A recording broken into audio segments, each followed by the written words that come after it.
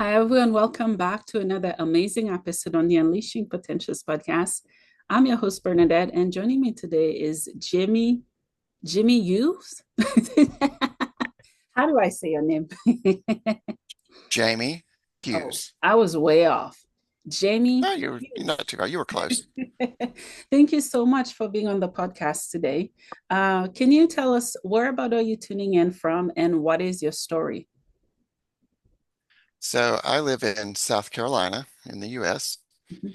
and I am a social psychologist, author, and trauma recovery coach. And I got to all of those points through personal and professional experience. Oh, so cool. I love those. I love both experiences.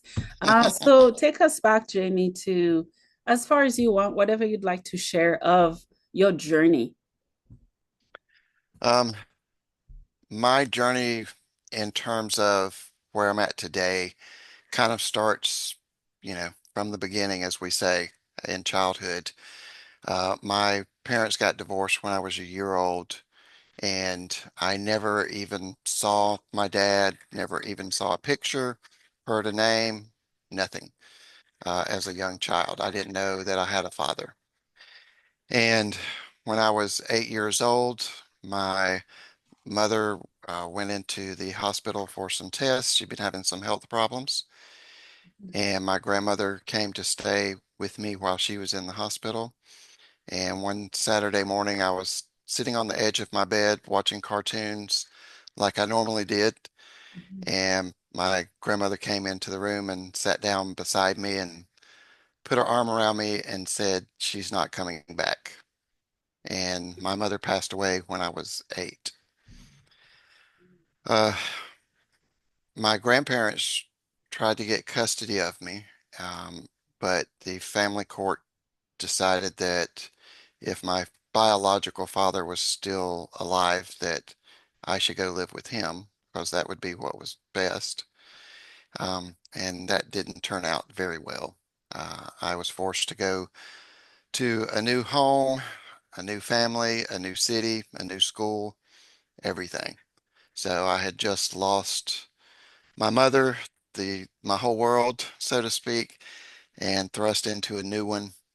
And my father made it very clear from pretty much from day one that I was unwanted and that I was intruding on that family. Um, Mhm. I grew up with a lot of psychological and emotional abuse. I was chastised when I felt like grieving from my mother's death. Like if I would start to cry, I was told not to, that that wasn't allowed. I had to learn to be a man and grow up. And for a 9-year-old boy, um, these were the instructions given.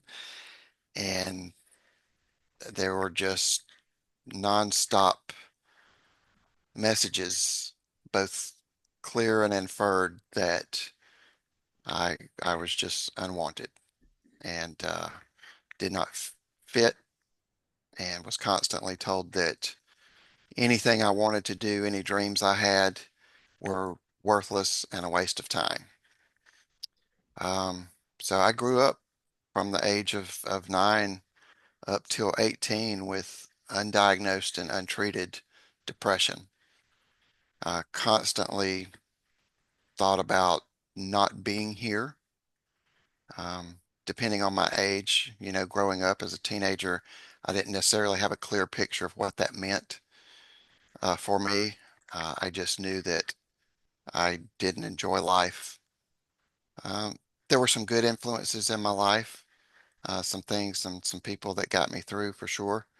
Mhm. My best friend I met in the fourth grade, and we're still best friends today. Nice. I had some teachers that were very influential. Mhm. My grandparents, of course, on my mother's side, were still in the picture and tried to see me as much as they could, but I was often not allowed to go see them when I wanted to. So there were some good spots, but overall, it was very difficult.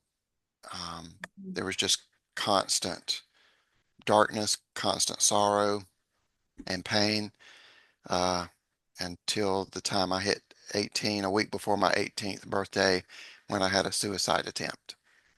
Um, I took 3 boxes of sleeping pills and never even went to sleep. Ended up going into the hospital, was sent to a mental hospital for a month. That was the very first time that I had any type of mental health treatment. It's the first time I talked to a therapist, a doctor, or anything Mhm. since my mother had died. So all of that was just very heavy, growing up. Mhm. Even after that, I still at that point was not mature enough or not ready enough to face healing and, do anything intentional. So it took a few years after that before I kind of reached that point. Once I did, probably about the time I was 20 or 21, I started going to therapy and I became interested in actually finding out if there was a way to get better, if there was a way to get over Yeah. uh, my experiences and what those experiences had Mhm. implanted in me in terms of my view of myself and my view of the world. And ended up within a couple of years going into psychology, studying psychology, working on my bachelor's degree. Mhm. Um, and after my bachelor's degree, got into the nonprofit world, worked with children's hospitals, then eventually ended up working for a domestic violence and sexual assault center. And then after that, going back to get my master's degree, specializing in trauma. So that's how my personal journey led me to where I am professionally and to reach a point in my life where I could finally have peace, where I could finally enjoy being who I am. Yeah. Yeah. Wow. I don't even know where to start. Wow, wow, wow. Just incredible. And you sharing what you just shared, that is the reason I have a podcast, honestly. That's it. Just to hear raw, real, authentic stories like yours. Thank you so much for sharing. I see so much of myself in your story, Mm, and we don't know each other. We've had no. different backgrounds. That is the Mhm, power of us doing what we do, of you having a podcast, of you connecting to communities and helping. So, thank you so much for blessing me with your story today and for you're welcome. reminding me and those who are listening that there is hope, because Hmm. hope is tricky. It can be fickle, it depends on how you look at it. Yeah, Because yeah. when we're in the storm, it's so hard to find hope, so hard Hmm. to think of hope, and we think we are alone. And Yep, for anyone who's watching, I want to let them know that they're not alone. yep. And thank you for sharing. Yeah, and you're absolutely right. When you're in the darkness, Mm-hmm. it doesn't feel like Yeah. one that it's possible to live any other way. Mm-hmm. Um, and you honestly, at times, you just don't feel like you even want to. You Yeah. kind of get, for lack of better terms, addicted, or Mm-hmm. your nervous system, your subconscious, Mm-hmm. your spirit, all of those things kind of just gets used to, hey, this is the way life is. Yeah. And you kind of adapt to that. Yeah. And so it's hard sometimes to even think, hey, wait, there is another way of living. There is Mm-hmm. a way out of this, and there's a life that I can actually enjoy, love, and appreciate. Yeah. So Yeah. yeah, Definitely. it's hard sometimes. Oh, it is. It is. Yeah. Yeah. Thank you for sharing about your parents. I can relate. My dad was in and out. He was there physically, but he wasn't there. I don't even Mm, know what other way to put it. He just wasn't there. And hmm. my mom had to pull through.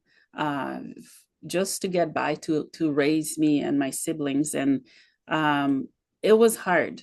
But I want to talk a little bit about the grieving process, so young, of hmm how you went through it, how you went through it as a child, as an adult. Um, I've been grieving my adoptive mom, so it's very interesting how the universe aligns everything. Because hmm just last week, I was just an emotional wreck, on and off crying, because everything happened so quick. I didn't get to know her. Um, and she passed. No one told me when she passed, which hospice she was in, the funeral where she was buried. And all of a sudden, I'm feeling everything. Yeah. So thank you for talking about your experiences as well. Yeah. Yeah. When it first happened, when my mom first died, I remember my grandmother telling me that I was just instantly numb. Mm, In that moment, it was like instant shutdown because that was more than I could even fathom, even begin to process. yeah. So my mind just shut down and I was numb for a very long time. Um, it was probably several months later before I actually started to break down and started to cry and miss her. Mhm. Um, and as I said, if I did that openly, I was chastised for it. Mm, So I learned at that age to shut down my emotions, to mhm. not display them, which is the worst thing you can do with grief. The worst, Yeah. because it will come back out sometime later. It It will. will. Yeah. And I think, and one of the things I've learned, professionally over the last few years Mhm. in studying trauma and grief and working in this field is that I don't think people even understand all the ways it comes out. So Oh. you might have a guy, for instance, that just seems like he's an angry asshole all the time. Sorry. And, Yeah. Yeah. you know, why are you so mad, bro? You're mad at the world. Oh, blah, blah, blah, blah, blah. Bitter. Mhm. Well, and you get to doing some digging. Oh, wow, maybe his mom or dad died a few years ago, 10 years ago, whatever, and he Mhm. never grieved because he was supposed to be a strong man and not cry and, you know, had to carry the weight of the world on his shoulders Yeah. and let everybody else grieve. And so he had to shut all that down. That's Mhm. the way it comes out is in anger. Yeah. Um, it comes out in physical health. Mhm. People that don't process their emotions don't learn to or are denied that opportunity often Mhm. it comes out years later in chronic illness and heart problems, digestive problems, immunity problems, all of those things. And that's something we don't really talk about enough and we don't think about in that moment. Yeah. Um, I didn't really get to process that grief as a child. So it was in my 20s before I even began that process. Yeah. And that was the one thing I've learned, I think, over the years, and I try to practice today is if there's grief, to let it be, to let myself feel it, to let it come out when it needs to. If I need to cuss and whatever and Mhm. do it. Just get it out. If I need to cry, get it out. Mhm. Journaling helps a lot because it's a way to get those emotions and feelings out without taking them out on anybody else or without even sharing them, necessarily. Yeah. But yeah, grief, you have to let it do what it does. You have to let it out. Yeah. Yeah. I agree. Thank you for sharing. And that's what's wrong with society. Oh yeah. That is. And Yes. yeah. Yeah. I've reached a point where I'm just sick and tired. That's why I'm saying something. That's why I have a podcast, because I used hmm to camouflage myself. And hmm it's like getting hit, those punching bags over and over. Over time, you hmm get tired. It's like Yes. it's like poking a lion. You think they're Yes. gonna let you let? They don't want to be poked. They don't want to be messed with. Right. right? And Yeah. all of us, we're fighting giants. They're Hmm. invisible Hmm. and they drain us. And then society Yes. tells us, you can't cry. Like, Yeah. yeah, I can. I'll show you I can. Right? Right. I know. Yeah. Yeah. It's fatigue. You gain fatigue Hmm. because it is so tiring trying to pretend, trying to cover up for what society thinks you should or shouldn't be. And it's hard. It's hard because, there's a line between when and where, Hmm. but definitely we are not taught or even allowed Yeah. uh, to do it even at the right time and right place. You just don't go to work and just let it all hang out and start throwing stuff and blah, blah, blah, but you should be able to go to work and say, hey, look, I'm Yeah. having a bad day today. Yeah. Today's heavy for me. Yeah. So can I just work by myself in quiet for a couple of hours? Yeah. And then after a couple of hours, someone come and check on you. Hey, you okay? Do you need more time? Hmm. Is there anything we can do to help? You know, there's got to be some allowance there. Yeah. And we don't really have that either. Yeah. Yeah. And Definitely. even with family, and that's the real hard one there is because, Yeah. you know, Ohana, is it Ohana? Is that what to say? Family is Yeah. everything. Yeah. Family is everything. No, unfortunately, it should Not be. for me. It should be, and that's what's kind of in our nature as human beings is relationships and family. Hmm. But it's not. Often your family, when I was when I was growing up as a teenager, I tried to tell one of my older cousins about some of the things my dad was saying and doing, how he was treating me. And she was all fired up. She got mad. So she went and told her mom and my aunt and stuff. They all came to me and got onto me and said, Hmm. I shouldn't be talking about that. I shouldn't be saying bad things about my dad that way because I was now the black sheep of the family and that I was the one raising conflict in the family Hmm. because I was trying to tell someone, look, I'm hurting. And this guy is like talking to me like crap. And I'm afraid to even be in my own home Hmm. Hmm. because I don't know at any minute that he might just go off. Oh, So even my own room, my own bedroom is not safe to me emotionally. yeah. Yeah. But yeah, I was the black sheep of the family. I was the one causing problems. And I had to reach a point in my life once I started healing and growing. Hmm. I had to reach a point to where I just said, you know what?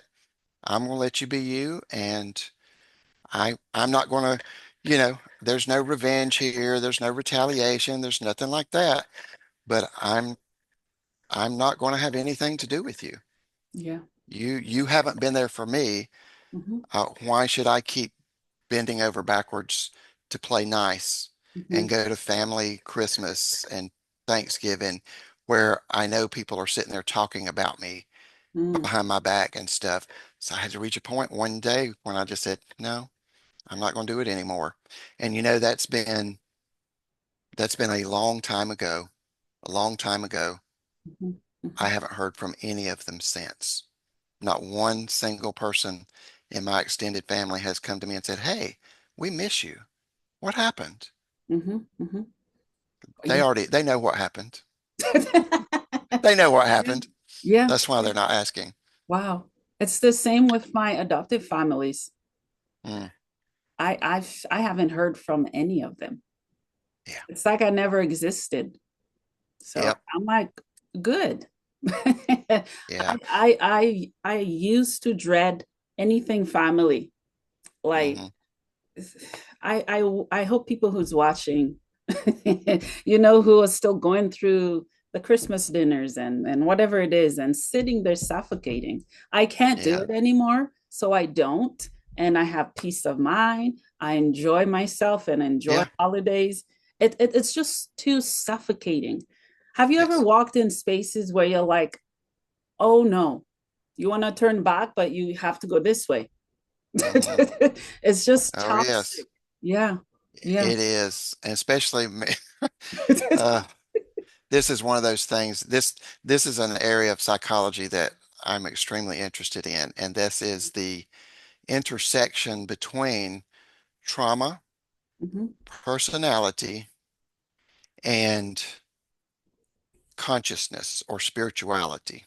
Ooh. So, for instance, so I'm a trauma survivor, childhood trauma, lost my mom, and abuse, and untreated depression, and suicide attempt, all those before I even hit adulthood. Mm. I'm also a cancer. I'm also INFJ. So I have the like trains colliding on the same track Mm. of Mhm. empathy and sensitivity and emotionalism and all those things. Mm. So I can walk into a room, business, personal, you name it, and my body instantly starts like a radar picking up Yeah. where the good emotions are or good energy, where's the bad energy. And Mhm. I can feel it as soon as someone starts talking. I don't care if they got a smile on their face. I can tell you in 3 seconds flat Yeah. if they're genuine or not. I can be like, nah, this person's full of shit. They're just nah. Yeah. I know I can feel it in my bones. Yeah. Yeah. It's really and kind of to piggyback off the family thing, if a person that's watching or listening is in that situation, they know it because they feel it. They feel it, and their intuition's not wrong. Mhm. You may not always know why or all of you know, the reasoning, the backstory, and all that. You may not always know why, but you know what you feel. And if Mhm. you've tried, if you've made an effort to talk to someone and Mhm. say, hey, here's what I'm sensing, I'm feeling. Is there anything I'm missing? Mhm. And if they're shutting you down, if they're still, you know, treating you like you don't exist, Yeah. you're not wrong. Mhm. And it's sad and it's difficult, but you may have to just walk away for your own peace of mind and to be able to heal and grow in your own life. Mhm. Yeah, yeah, excuse me, definitely. I agree. Can you talk to us about the 4 stages of grief? I forgot her name. I think her first name is Elizabeth. I've read her book. Is it Yeah, Cobbler? Elizabeth Cobbler, I think. I think so. So there's the 5 stages of Oh, it's grief. 5. I removed one. I wonder why I did that. Ah, you still Mm. got one to go through. Yeah, yeah. Yeah, so there's anger, denial, acceptance, and I'm going to butcher this because I don't remember them necessarily, all I 5 didn't of them. either. I just know this, that one of that's a really good um, foundational understanding of grief. Hmm. It's not a per se linear, definitely not linear, Yeah. and you may not experience all of them. So when people think about that, the 5 stages of grief, you Mhm. know, don't think that, okay, well, I have to do this, this, and this, or there's something wrong with me because I haven't reached this stage, or because I did this stage first, or, maybe I got mad first and then I got sad and then I was in denial, or vice versa. Mhm. They're not linear, so you can experience them. And it might be years before you get to some of them. Because just like even as me as a child, when that happened, Mhm. my my subconscious, my brain, to protect myself, that survival instinct just shut down. Yeah. So it was too much to handle. So I just instantly shut down. So it was a long time before I reached other stages. Mhm. And I don't think I ever went through an anger stage in terms of losing my mom. I went through anger stage in terms of some of the things that happened to me growing up, the way I was treated, but I never really was mad at like my mom or God or even myself for her Mhm. dying. Um, I went through the sadness, uh, a little bit of the denial, but Yeah. again, not too much. And So the acceptance, came years and years later, Mhm. when I was able to process that. So those stages may come at any time and they may come out in different ways. Like I mentioned earlier, in Mhm. grief, it could be anger, could be numbness. Numbness is Yeah. absolutely a symptom of grief, Mhm. and that's okay. You don't have to force anything, but I would challenge people to recognize it. So you can't deal with anything that you don't recognize, you Yeah. know. Yeah. Um, so when we're dealing with those emotions and those thought patterns and those behaviors, we need to at least recognize them and say, oh, yeah, you know what? Even if I sit here and think about this loss, which could be a person, could be Mhm. a career, could be your self-identity, I'm sitting here thinking about it and I just don't feel anything. Okay. I recognize that that is numbness. And I understand that this is part of grief as well. So you don't have to force a change, but just recognizing it. Yeah. Yeah, I agree. Yeah, I pulled them up as you were talking. Okay, good, Um, good, good. yeah, so the first stage is denial, Hmm. second, anger, Hmm. bargaining, depression, Yes, and acceptance. What the yes. bargaining? What are we bargaining about? That part I have to reread the book to figure it out. I don't. Yeah, and I forget when she actually wrote that or came up with those stages, but I think it Yeah, was probably a long time ago. Does it yeah. say like Bargaining. That's very interesting. it is? A I would sense of think, hope. A sense of hope. Um, if only the person could do, give, provide, replace. Oh, okay. Kind of bargaining with the emotions or the trauma that the person is experiencing, I think. yeah, I Okay. think, Similar to guilt. Could have, would have, should have. I did that hmm, with my adoptive mom. I'm like, hmm, I could have, I should have, would have. yes, And when I connect with her, she's like, you didn't do anything wrong. Don't blame hmm, yourself. She wants me to remember her by the memories that I shared with her, the happy yeah, ones. Yeah. yeah, yeah. I think that that sense of grief is very common, especially, and I've worked with some clients that I've had that were adults who had children that passed away. They Mm-hmm. carry an extreme load of guilt, even if there was absolutely nothing, even if they understand logically, well, no, there's nothing I could have done to prevent this death. Maybe it was an accident, maybe it was a disease. They may carry the guilt of, I wish I'd spent more time with them. I wish I had Mm-hmm. taken them here or done that with them.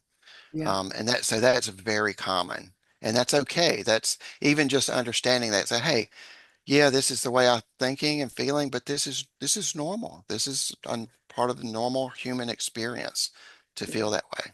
Yeah, definitely. Yeah. You've mentioned a few times that you did not get help when you needed it for Yes. depression. Unfortunately, sadly, this is the reality of so many of us. Hmm. It shouldn't be, but it is.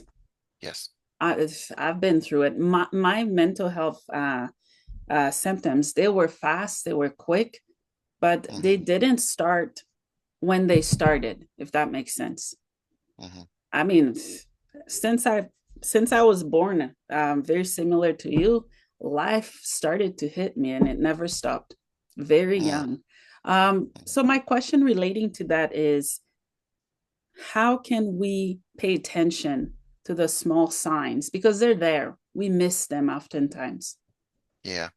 I think some of the smaller signs that are overlooked that could be pointing to some mental health issues. Mm-hmm. One is sleep problems.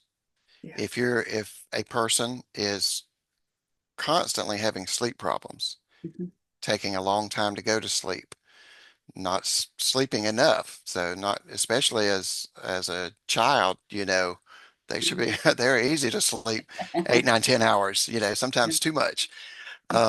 But if a person's not getting enough sleep, only again, these are regular occurrences.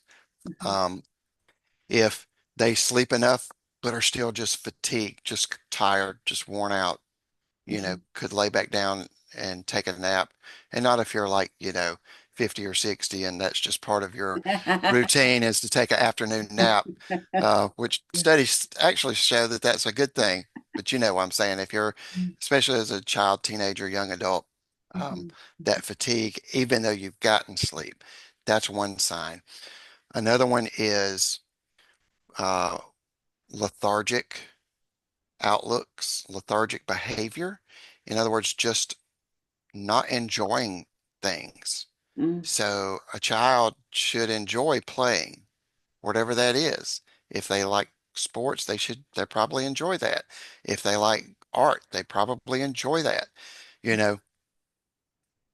But yeah, if those things are there and they just don't want to do them anymore, and there's not really any explanation why, I just don't feel like it. I'm just not interested in that. That's a good sign because that's a classic sign of depression is you don't enjoy things that used to bring you joy and satisfaction. yeah, Um, Rapid weight loss or weight gain is another one mm, that's often overlooked. yeah, We kind of automatically attribute it to diet and say, oh, well, they're eating too much lately, or they're not eating enough lately. mm, Why aren't they eating yeah, enough? yeah, Why are they eating too much? yeah, Why, so there's a reason for those things. They don't just happen out of the blue. mhm, That's often a missed sign of mhm, mental health struggles. yeah, Um, mm. Isolation, Ooh, um, nailed not it. That's just a from, big one. yeah, not just from family, but from friends as well, Mhm, especially as a child, a teenager, as children go into the teenage years, their friends become their point of contact. yeah, That's their intimate other in terms of sharing emotions. They mm, kind of they start drifting away from the mother and father and sharing more with friends because they can relate to them more because the age difference starts showing up there in terms of relation and connection. yeah, So if they're isolating and they're not even talking to their friends, not spending time with their friends or anybody else, that's a huge, huge warning sign. mm, There's something probably going on there. yeah, Um, all of those, I think, are probably some of those that are kind of overlooked or dismissed. yeah, yeah. Thank you for sharing. Yeah, yeah, I agree. Um, Talk to us more about mental health and how society looks at it. I'm a massive mental health advocate. I'm schizophrenic. For so long, I was ashamed to talk about it, to tell anybody, not because I didn't have a voice to express what it was, Hmm. because of what it is right now, because of Hollywood, social media, all the Hmm. expectation, all the outside noise, that is leading people to suffer even more than they need to. How can we continue to remain open minded and help those who need it the most and not shame them, not shut them down? Absolutely. Yeah, stigma is still a huge problem.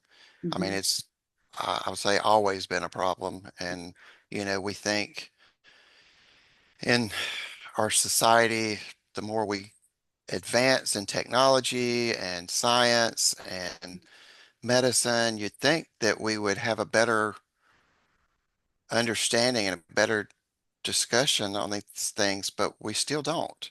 Yeah. And that that's still hard to swallow sometimes. Just normalize talking about the issues Mm-hmm. is a good way. And I tell people this, and this is something I actually learned when I was uh, working on my bachelor's degree. Mm-hmm. Something that has helped lower stigma is the understanding of these issues as medical conditions Mm, and not, oh, this is just a personality flaw yeah. or this is a moral flaw.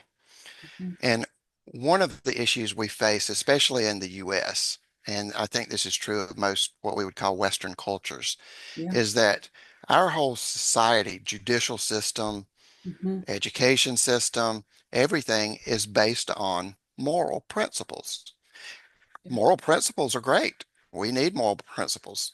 Mm-hmm. But when everything is based on moral principles and I see you act out in a way, I see you behave in a way that's different than what I deem as normal, Mm-hmm. instead of saying, I wonder if there's a medical condition there. I wonder if there's a trauma there.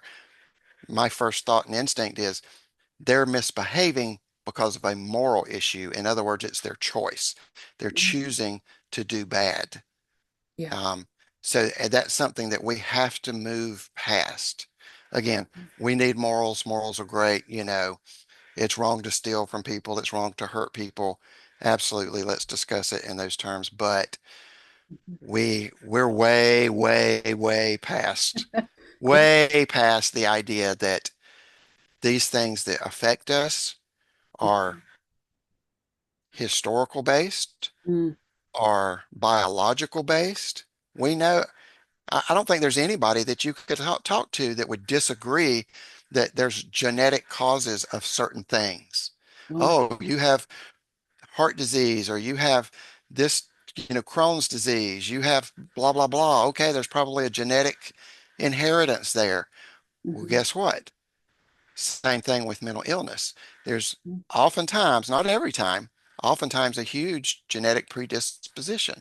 If the parent had something, then the child is more likely to experience that. Now, again, that can go by environmental factors.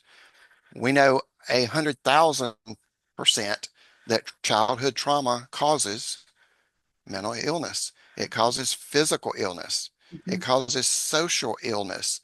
Mm-hmm. When you when you're abused as a child, neglected as a child, when you have a parent that dies, when you grow up in a home with drug and alcoholism, Mm-hmm. when you have a parent that's in prison, all of those factors shape your developing brain to see the world a certain way and to see yourself a certain way.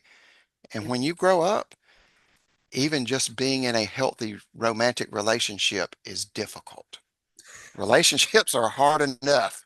They're hard enough. We're people are just strange and difficult creatures sometimes to begin with. Mm-hmm. But when you throw in a condition, whether it's biological, whether it's environmental, that tells you that you can't be loved, or that tells you that everybody is against you, Mm-hmm. or that tells you you have to cling to someone and smother them and just beg for their attention in order to feel loved, Mm-hmm. that's going to come out in that relationship. And then people are wondering why. We don't know why this relationship ain't working, because we genuinely liked each other at first. We genuinely had feelings.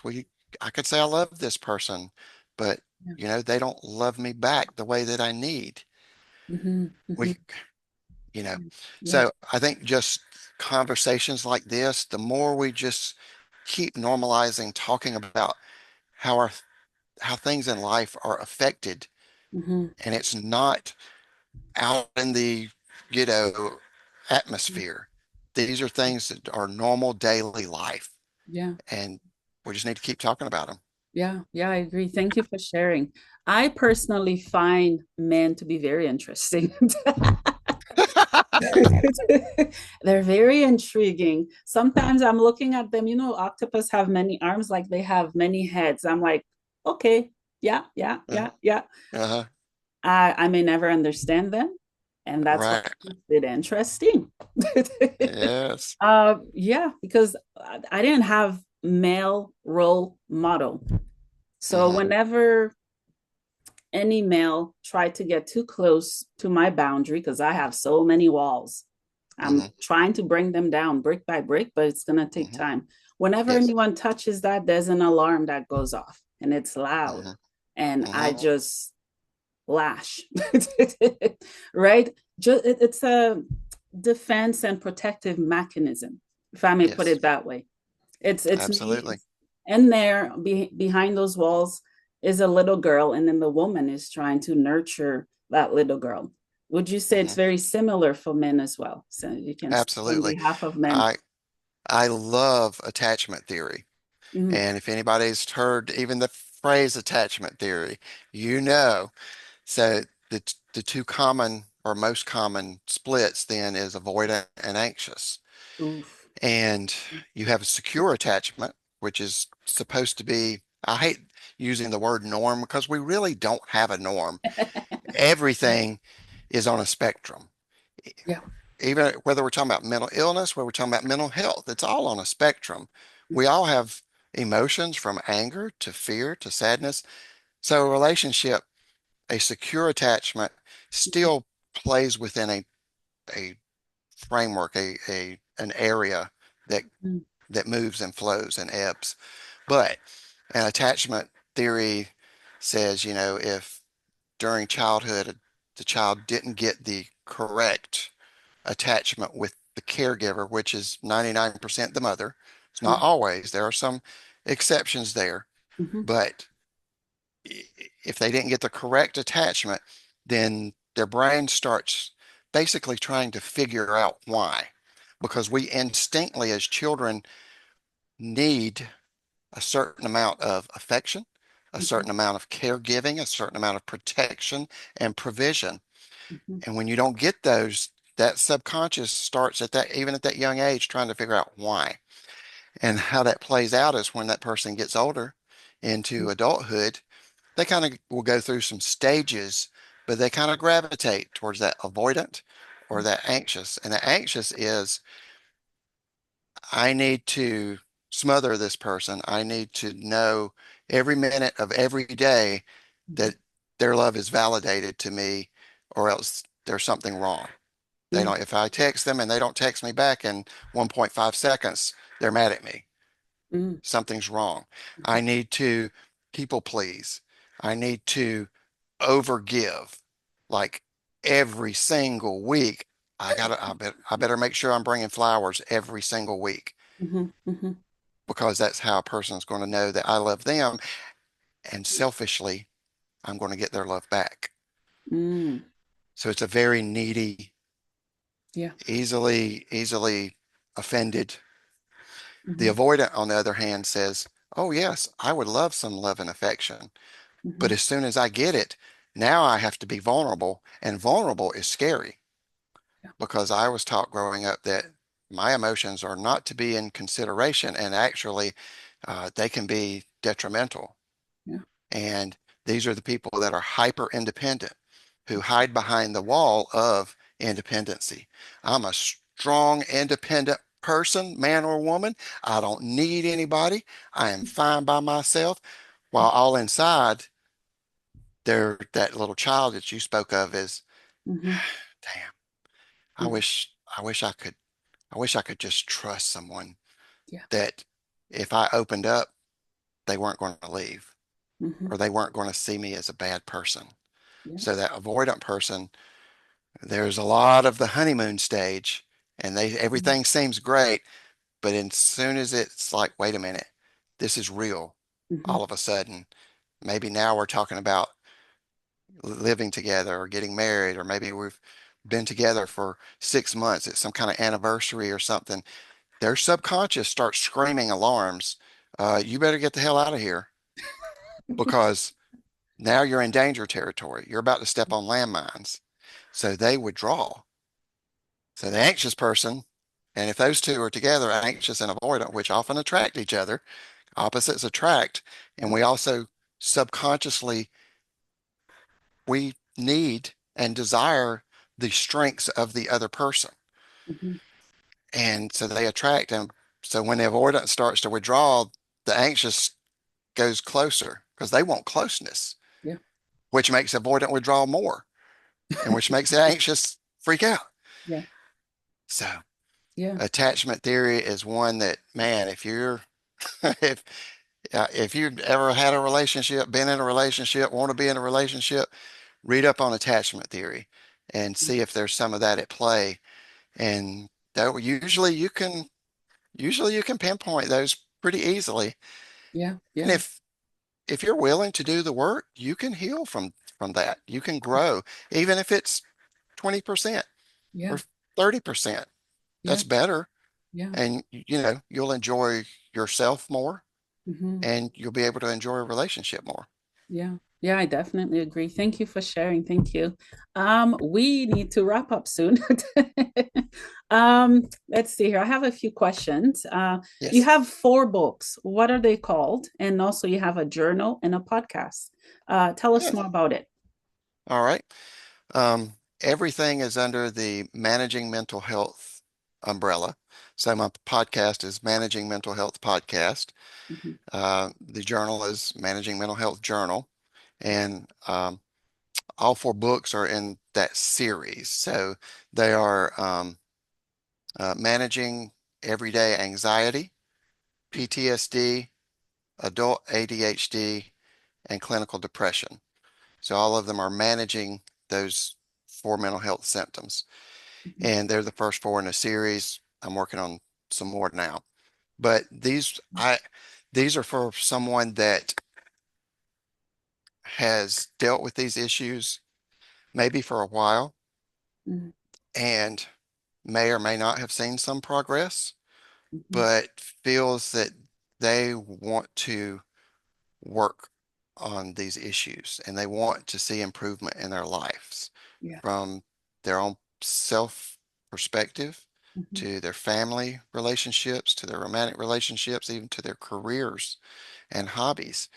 And each of the books starts off with enough understanding, enough explanation to gain a good understanding, but they're not like clinical conversations. I'm not going deep in the weeds on, you know, all these Yeah. psychological studies. It's enough to get a good understanding, and then it immediately jumps into very practical strategies for Mm. things that you can do that will make a real difference starting today, and then to build a long-term health, healing and growth pattern.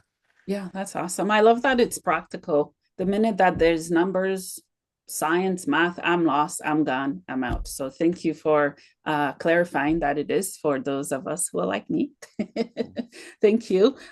Where on social media are you hanging out? Are you on Facebook, website? Did you mention that already?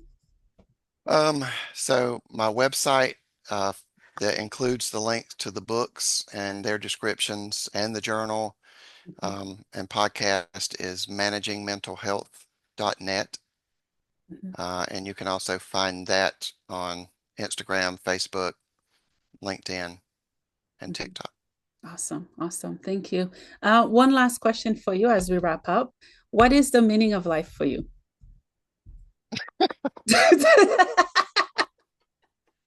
Oh, Lord. Why you ask me that kind of question? I like to That's, leave people with, reflection. yeah, that's some deep reflection there. Meaning of life. For me, the meaning of life has become growth. And there's a really good German parable that comes to mind. Mhm. And it goes like this. Instead of chasing butterflies, which you will never be able to catch, Mhm. instead of chasing the butterflies, spend your time and energy on building a beautiful garden. Mm. When you build a beautiful garden, the butterflies will come. Even if they don't, you've built a beautiful garden. And this story is your life. Mhm. Stop chasing the things that are just evading you. Work on yourself, become a student of yourself, build your own garden. Those things will come. And if they don't, hmm, so be it. You've worked on yourself and you will have much better enjoyment and self-love because you've spent that time working on yourself. Mm. I love that. I love that. Well, Jamie, thank you so much for sharing. Thank you for coming on the podcast today. And thank you for everything that you're doing. Thank you. My pleasure. Thank you. You're welcome.